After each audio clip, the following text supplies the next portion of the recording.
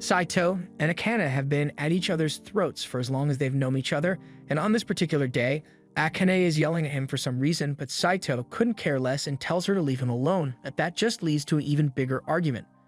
One of Akane's friends, Hidamari, comes over and she finds it funny how they are always fighting, but now that she thinks about it, Akane seems to care way too much about what Saito does, so she's starting to wonder if there's something going on between the two of them.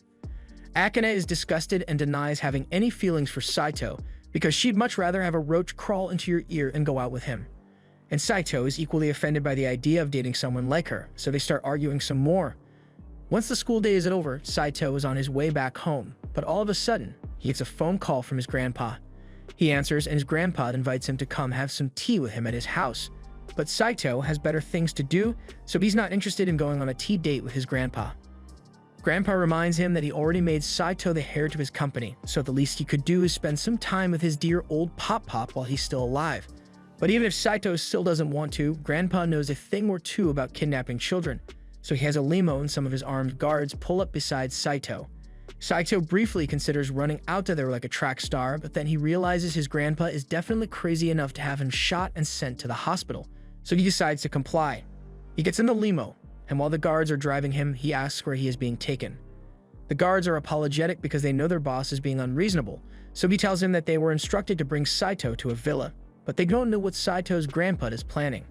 Saito's grandpa, Tenryu Hojo, once saved the Hojo Group from the brink of collapse, and under his leadership, the Hojo Group became a global high-tech corporation, so it isn't a stretch to say that he's one of the richest and most powerful people in the world. And it may be hard to believe, but Saito's grandpa cares about his grandson more than anything. But Saito's father, on the other hand, seems to care a lot more about milk. Eventually, they arrive at the house, so Saito sits outside and waits for his grandpa to show up. But while he's waiting, Akane unexpectedly shows up, and the first thing she does is yell at him. She asks Saito what he's doing here, so he explains that his grandpa asked him to come, and as it turns out, Akane's grandma invited her here for tea as well. The situation is strange, and neither of them knows what's going on, but they still can't stand each other, so they end up bickering as usual. Just then, Saito's grandpa and Akane's grandma show up, and they've got something important to tell the two kids, so everyone heads inside. A feast has been prepared because the two grandparents want to celebrate, but Saito has no idea what they are supposedly celebrating here. He also notices that Akane hasn't touched her food at all, so he asks if she's alright. But his concern is met with a roast because Akane says his ugly face made her lose her appetite. The two start arguing again, and both grandparents find it very amusing since it reminds them of how they used to act when they were back in high school. Saito is getting sick of this, so he asks them what they wanted to talk about, and the two respond saying that Saito and Akane are going to get married. Saito and Akane are in disbelief and think they must have misheard their grandparents because there's no way they just told the two of them to get married, especially since they are still in high school, but their grandparents are dead serious about it. Tenryu and Chiyo have known each other since they were kids and were even in love back then, but due to some petty arguments, they ended up drifting apart. Tenryu and Chiyo both ended up marrying other people, but after a lifetime apart, both of their partners are 6 feet under, so the two decided to reconnect, and ever since, Tenryu has been blowing Chiyo's granny back out every night. The point is, even though they are happy with their lives now, they can't help but wonder what could have been had they stayed together as a couple when they were kids. And what better way to relive their youth than to drive their grandkids into it and force the two of them to get married? It sounds like a joke, but they are both fully invested in this plan, and Chiyo expects Akane to give a detailed account of what Saito's back shots feel like later. Akane objects to the marriage because marriage is something that's supposed to be done out of love, not because two old people want to watch their grandkids getting frisky. Plus, Saito points out that it's literally illegal to force kids into marriage, and there's nothing Tenryu or Chiyo can do to make them agree to the marriage. Tenryu had expected that response, which is why he came prepared with some legal blackmail. He signals for the door to be opened and gives Saito an ultimatum. Either he marries Akane or the dog dies. Saito doesn't really care because that's not his dog, but then Tenryu threatens to write Saito out of his will and renounce him as his heir. That's something Saito does care about, so he's starting to think that marrying Akane might not be so bad, but Akane is still strictly opposed because if she's going to get married, and she only wants to do it with someone she loves. Just then, Chiyo calls Akane over, so Akane goes to her grandma's side, and she whispers something into Akane's ear. And whatever she said must have been a serious threat because it sends shivers down Akane's spine. Now that all the blackmail has been laid out, Tenryu says he is giving the two of them 3 days to decide whether they'll get married to each other or not. And then they zoom off so Tenryu can blow Chiyo's back out again. Once their grandparents are gone, Akane asks Sato what they are going to do, but neither of them has made a decision. Getting disowned would be really bad for Saito, but he needs to have all the details first, so he asks Akane what threat her grandma made so he knows how bad her situation is. Akane gets defensive and refuses to tell him since it's a private matter. Later that night, Akane is laying in bed and thinking about how she has never managed to outperform Saito, and what pisses her off even more is the fact that he always beats her without even trying. She decides to call Himari to ask for advice on what she should do, and after explaining the situation of being forced to marry someone she doesn't like, hypothetically of course, Himari is surprised that stuff like that still happens. Akane asks what Himari would do if she were in the same situation, so Himari tells her that she would have to refuse since she has someone she already likes, and she would never marry someone else. Akane is surprised to hear that Himari has a crush since she has never mentioned him before, but that's just because Akane never asked. Akane asks for the details, but Himari doesn't want to tell her the guy's name for now since she still hasn't confessed to him yet, although she doesn't admit that it's someone from their class. They've talked about Himari's love life enough for one night, so Himari changes the subject and asks Akane if she's in love with anyone. Akane has never had time to fall in love with someone before, and right now the only emotion Akane is feeling is a burning hatred for a certain someone.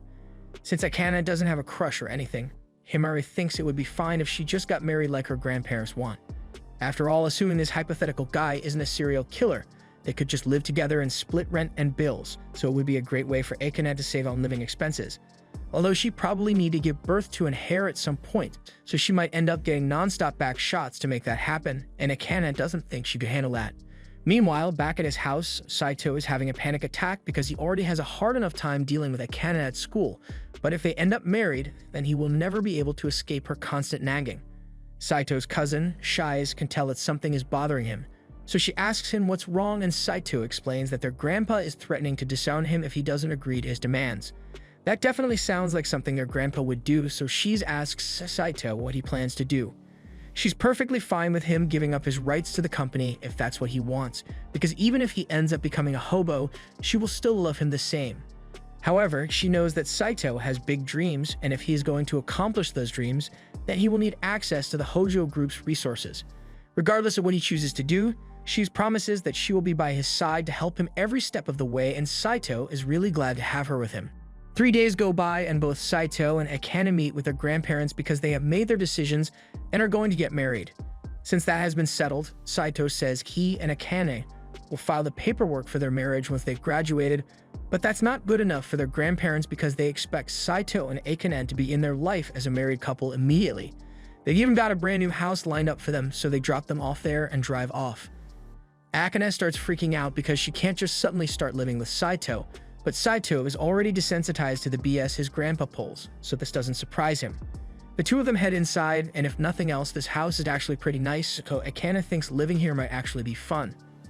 Or it would be if she didn't have to stay here with Saito. This place is fully equipped with everything they could possibly need, but there's just one problem: there's only one bed. They call their grandparents to complain about the bed, but they intentionally set it up that way because they want Saito and Akane to sleep together. In fact, they are making it an official rule that Akane and Saito must sleep in the same bed every single night, and Chiyo wishes Akane luck with the inevitable pounding she'll receive. Saito realizes that their grandparents must have set up cameras in order to watch them at night, which is most definitely illegal, but he can't figure out where they put them. However, while Saito is worrying about the cameras, Akane is worrying about having to sleep in the same bed as him. She nervously asks if he really intends to do it tonight, but Saito has no idea what she's talking about, so Akane gets embarrassed and starts yelling because she thinks he's going to double stuff her all night until she can't walk anymore. Saito has no idea how she came to that conclusion, but he tells her he has no intention of doing that. However, Akane still doesn't trust him, so she threatens to stab him with her comically large pencil if he tries anything and runs out of the bedroom. For now, they still need to get their stuff unpacked, so Akane is carrying her stuff upstairs, but that box looks pretty heavy, so Saito asks if she needs any help. Akane rejects his offer because she thinks Saito just wants to get a hold of her stuff so he can do pervy stuff with it. Besides, she's perfectly capable of doing it by herself. If she doesn't want his help, Saito isn't going to force the issue, but after taking a few steps, Akane loses her footing and falls backwards. Thankfully, she wasn't falling with an umbrella, so Saito catches her and she's perfectly safe, but he asks that she be a little more careful because if she ends up getting herself killed, he'd become the prime murder suspect. After everything has been unpacked, Saito finds a meal his grandpa left for him to eat, and Tenryu may be a jerk sometimes, but this is actually pretty helpful. After warming up the pizza, Saito is about to start eating, but Akane smells the food and she's really hungry, but she's too stubborn to ask for a piece. Saito doesn't want her to starve, so he ends up giving her a slice, but she takes it and immediately leaves without even saying thank you. A few minutes later, Saito is ready for bed, so he heads into the bedroom and lays down to go to sleep, but then Akane comes in and he remembers that they have to share the bed. They both agree that they weren't going to do anything, but there's no way Saito can fall asleep like this. To distract himself, he starts a conversation and asks Akane why she agreed to this marriage, but she still doesn't want to give any details about her reasons. This marriage is just a formality, so she's just going to have to put up with it for the sake of her dream, even if it means following their grandparents' weird rules. Saito suddenly realizes that if their grandparents can arbitrarily make up rules whatever they want, then it's only a matter of time before they make a rule about the two of them having kids. Akane realizes he's right, so she freaks out a little, and in the process, Saito accidentally touches her butt, so yet another fight ensues. That brings us back to the present, where Akane reminds Saito that under no circumstances is he allowed to tell anyone that they are married. No matter what, Saito tells her that he already intends to keep it a secret, but Akane still doesn't trust him because what guy wouldn't want to brag about getting married to her? This was the end of episode 1. Subscribe to not miss the next part.